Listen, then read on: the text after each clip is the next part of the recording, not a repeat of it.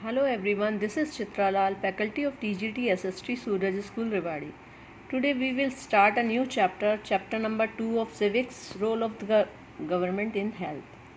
In this chapter we will discuss about few topics that are understanding health, healthcare resources in India, public health services, private health services, measures taken by the government to ensure equality in healthcare, gender discrimination and healthcare in India today. So let's start with our first topic, that is understanding health. Health is a state of physical and mental well-being. Health is our ability to remain free from illness and injuries by being physically fit. Health is just not physical fitness but also mental well-being. When we are free from anxiety, fear and are physically fit, then only we are termed as healthy person. WHO states that good health is one of the fundamental rights of every human being. We require good food, nutrition, clean drinking water and a pollution-free environment for good health. So in this topic we will discuss about health. What is health? तो health क्या होती है कि when a person is physically and mentally fit, then only he will call the healthy person. जब एक मनुष्य जो है वो शारीरिक और मानसिक रूप से स्वस्थ होता है तभी वो एक हेल्दी पर्सन कहलाता है. तो health is just not a physical fitness but it is also related to our mental well being. जब हम एंग्जाइटी यानी चिंताओं से, डर से दूर होते हैं, इनसे मुक्त होते हैं और फिजिकली फिट होते हैं तभी हम एक हेल्दी पर्सन कहलाते हैं. WHO यानी वर्ल्ड हेल्थ ऑर्गेनाइजेशन ने हेल्थ को जो है हमारा फंडामेंटल राइट डिक्लेयर किया है, यानी हेल्थ को जो है हमारा मौलिक अधिकार माना गया है और इस फंडामेंटल राइट को प्रोवाइड करने की जो रिस्पॉन्सिबिलिटी है वो हमारी स्टेट और सेंट्रल गवर्नमेंट दोनों की होती है. और एक हेल्दी पर्सन के लिए जो है good food, nutrition, clean drinking water और पोल्यूशन फ्री एनवायरनमेंट जो है उसकी रिक्वायरमेंट होती है. अगर एक पर्सन को ये सभी चीज़ें मिलती हैं then only he will call a healthy person. Now the next topic is health care resources in India. According to article 21 of the Indian constitution, it is the duty of the central and state government to safeguard the health of the human being. The central government makes the 5-year plans to execute it. Both central and state government share all the expenditures related to it. The healthcare services in India are provided by two sectors. First is public health services and second is private health services. हमारा जो constitution का article 21 है उसके according ये जो हमारी central और state government की ये ड्यूटी बनती है कि सभी ह्यूमन बींग्स यानी जितने भी मनुष्य हैं उनकी हेल्थ का वो ध्यान रखे. उनको जो है हेल्थ से रिलेटेड जो भी उनकी रिक्वायरमेंट है वो प्रोवाइड करने की रिस्पॉन्सिबिलिटी किसकी होती है? हमारी सेंट्रल एंड स्टेट गवर्नमेंट की. इसके लिए हमारी सेंट्रल गवर्नमेंट क्या करती है? ये 5-year प्लान प्रिपेयर करती है. 5-year plan as you know कि हमारी जो गवर्नमेंट है वो 5 साल के लिए चुनी जाती है. तो जब भी हमारी गवर्नमेंट चुनी जाती है या वो इलेक्ट होती है तो वो अपने 5 years के प्लान को एग्जीक्यूट करती है, यानी कि वो 5-year प्लान बनाती है कि इन 5 सालों में वो क्या काम करेगी. तो हेल्थ से रिलेटेड भी उसको जो वर्क करने होते हैं वो इन 5-year प्लान्स में जो है एग्जीक्यूट करती है, उनको बनाती है. और तब सेंट्रल और स्टेट गवर्नमेंट यानी हमारे देश की जो केंद्र सरकार है और जो हमारे राज्य की जो सरकार है, ये दोनों मिलकर हेल्थ से रिलेटेड जितने भी खर्चे होते हैं उनको दोनों मिलकर जो है उठाती हैं और लोगों को जो है जो भी उनकी रिक्वायरमेंट होती है वो उनको फुलफ़िल करने का, उनको लोगों तक पहुंचाने का काम करती हैं. तो जो हेल्थ केयर सर्विसेज हैं इंडिया में 2 सेक्टर्स हैं उनके द्वारा प्रोवाइड की जाती है, जिनके बारे में अब हम डिटेल में पढ़ेंगे. First is public health services. The health care services which are provided by the government are called public health care services. Many primary health centres are set up in villages to provide health care services to all. They provide health care to poor people at a very low cost. but they do not have good medical facilities. They also not have the required machines. Public health services क्या होती हैं कि वो services, वो health care services जो हमारी government हमें provide करती है, यानी किसी देश की सरकार जो है अपने लोगों को प्रोवाइड करती है, तो वो सर्विसेज क्या कहलाती हैं? Public health care services. इसके लिए क्या किया जाता है कि बहुत सारे प्राइमरी हेल्थ सेंटर्स बनाए गए हैं। बहुत सारे विलेजेस में जो हैं, ये मोस्टली सभी विलेजेस में जो है प्राइमरी हेल्थ केयर सेंटर बनाए गए हैं, जहाँ पर जो है लोगों को जो है हेल्थ केयर सर्विसेज प्रोवाइड की जाती है at a very low cost, यानी बहुत कम पैसे जो है इनसे लोगों से लिए जाते हैं। बिल्कुल कई जगह ऐसी भी है जहाँ पर कुछ भी पैसा नहीं लिया जाता है इसके लिए।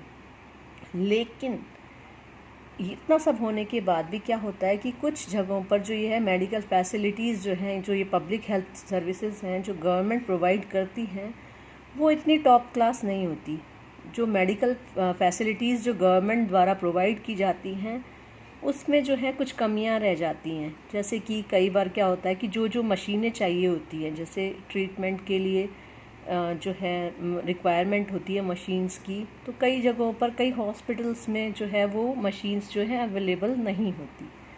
तो ये हेल्थ केयर सर्विसेज जो हैं सस्ती तो होती हैं, लेकिन they do not have the required machines. लेकिन इनके पास जो है ट्रीटमेंट करने के लिए, इलाज करने के लिए लोगों का जो है जो रिक्वायरमेंट होती है चीज़ों की, वो होती ही नहीं है। तो इस वजह से जो पुअर लोग हैं, यानी जो गरीब लोग हैं, उनको जो है अच्छे से हेल्थ केयर नहीं मिल पाती। Now next is private health services. The health care services which are provided by the private sectors are called private health services. They offer 80% of the health services in India. They have well-trained staff and better medical facilities. They provide world-class treatment, but their treatment is very expensive. Poor people cannot afford it. अब private health care services क्या होती हैं कि वो services जो किसी private institute, यानी कि कोई पर्सन, जैसे कोई अपना खुद का हॉस्पिटल खोल लेता है, या कुछ लोग आपस में मिलकर जो है कोई बड़ा सारा हॉस्पिटल खोल लेते हैं, या मेडिकल कॉलेजेस वगैरह खोल लेते हैं जहाँ पर कि लोगों का ट्रीटमेंट भी किया जाता है। तो इस तरीके से प्राइवेट सेक्टर्स के द्वारा प्रोवाइड की जाने वाली हेल्थ केयर सर्विसेज क्या कहलाती हैं? Private health services. और हमारे इंडिया में 80% जो हैं प्राइवेट हेल्थ सर्विसेज प्रोवाइड की जाती हैं। इन सर्विसेज में क्या होता है कि इन हॉस्पिटल्स में जो है वेल ट्रेंड स्टाफ होता है। यहाँ पर जो कि जितने भी डॉक्टर्स होते हैं वो वेल एजुकेटेड होते हैं, और जितनी भी रिक्वायरमेंट होती है, जो भी मशीन चाहिए होती है, जितनी भी मेडिकल फैसिलिटीज़ जो अच्छे ट्रीटमेंट के लिए चाहिए होती हैं, वो सभी इसमें अवेलेबल होती हैं। लेकिन ये जो सर्विसेज होती हैं ये बहुत एक्सपेंसिव होती हैं, यानी बहुत महंगी होती हैं, और जो गरीब लोग हैं वो इनका खर्चा जो है अफोर्ड नहीं कर पाते। तो ये इसका ड्रॉबैक है कि ये जो है they are very expensive. Measures taken by the government. A large part of population cannot afford the good healthcare services offered by the private hospitals. So the government has taken certain measures to provide healthcare services to all. One such case is the Pulse Polio campaign. It was started in 1995 to 96. The project was a huge success, and on 27th March 2014, WHO declared India a polio-free country. The government is also working on eradicating AIDS out of the country. अब हमारी government ने क्या क्या जो है steps उठाए हैं कि जो ये पब्लिक हेल्थ सर्विसेज जो है सभी को जो है अच्छी हेल्थ केयर सर्विसेज नहीं प्रोवाइड करवा पा रही हैं, तो इसके लिए गवर्नमेंट ने क्या क्या काम किए हैं, तो हम इस टॉपिक में ये डिस्कस करेंगे। तो हमारी गवर्नमेंट ने सभी को जो है मेडिकल फैसिलिटीज़ प्रोवाइड करने के लिए या हेल्थ केयर सर्विसेज प्रोवाइड करने के लिए जो है बहुत सारे हॉस्पिटल्स खोले हैं। गवर्नमेंट हॉस्पिटल जो है हर एक एरिया में है, हर एक विलेज में है, और जो है गवर्नमेंट जो है यहाँ पर बहुत जो है चीप रेट में जो है ट्रीटमेंट करती है। और गवर्नमेंट अपनी साइड से भी कुछ प्रोग्राम्स ऑर्गेनाइज करती है, जैसे कि इसमें एक एग्जांपल है पल्स पोलियो कैंपेन, जो कि 1995 और 96 में स्टार्ट किया गया था। और ये इतना बड़ा कैंपेन था कि इसमें सभी जो है स्टेट और सेंट्रल गवर्नमेंट ने मिलकर काम किया था, और इसका ये रिज़ल्ट निकला कि 27 मार्च 2014 को वर्ल्ड हेल्थ ऑर्गेनाइजेशन ने जो है इंडिया को पोलियो फ्री कंट्री डिक्लेयर कर दिया है कि अब जो है हमारे इंडिया में एक भी पर्सन ऐसा नहीं है जो कि पोलियो जिसको हो। तो India is now a polio free country. और इसके साथ साथ ही गवर्नमेंट जो है एड्स जो है, ये भी एक टाइप की बीमारी है, इसको भी दूर करने के लिए जो है अब हमारी गवर्नमेंट जो है ऐसे ही कैंपेन चला रही है, और शायद ये एक दिन ये एड्स भी जो है हमारी कंट्री से चला जाएगा। Now the next topic is gender discrimination. It is the most common reason of bad health in India. Women in India are not getting proper medical treatments because of the gender discrimination. They are rarely taken to the hospitals or nearby health centers in case of illness. The government is working with NGOs to educate women in rural India on health issues.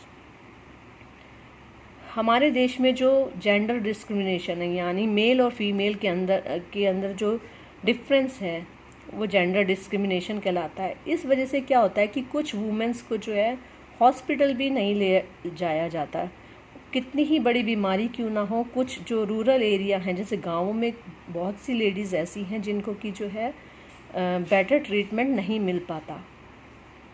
इसी चीज़ को दूर करने के लिए हमारी जो government है कई NGOs यानी जो कुछ प्राइवेट इंस्टीट्यूशंस हैं उनके साथ मिलकर जो है गाँवों में जो वुमेन्स हैं उनको एजुकेट करने की कोशिश कर रही हैं कि वो खुद अपनी हेल्थ को लेकर जो है अवेयर हों और इन मेडिकल फैसिलिटीज़ जो गवर्नमेंट द्वारा प्रोवाइड की जाती है इनका बेनिफिट ले सकें। इसके लिए हमारी गवर्नमेंट जो है वर्क कर रही है। Now the last topic is health care in India today. So far the government is working hard to provide health care to all people in the country, but still most of the people are not getting the proper health care facilities. There should more efforts be done to improve health care facilities in India. जैसा कि हमने पढ़ा कि बहुत सारा काम कर रही है हमारी गवर्नमेंट सभी लोगों को अच्छी हेल्थ केयर प्रोवाइड करने के लिए, लेकिन अभी भी जो है बहुत सारे लोगों को जो है बेटर या प्रॉपर हेल्थ केयर फैसिलिटीज़ नहीं मिल रही हैं। तो इसके लिए अभी हमारी गवर्नमेंट को बहुत सा काम करना बाकी है। बहुत सारे ऐसे एरियाज़ हैं जहाँ पर कि हमारी गवर्नमेंट को वर्कआउट करना चाहिए ताकि जो है वो सभी लोगों तक जो है हेल्थ केयर सर्विसेज प्रोवाइड कर सके। I hope you all understood the chapter. Thank you so much.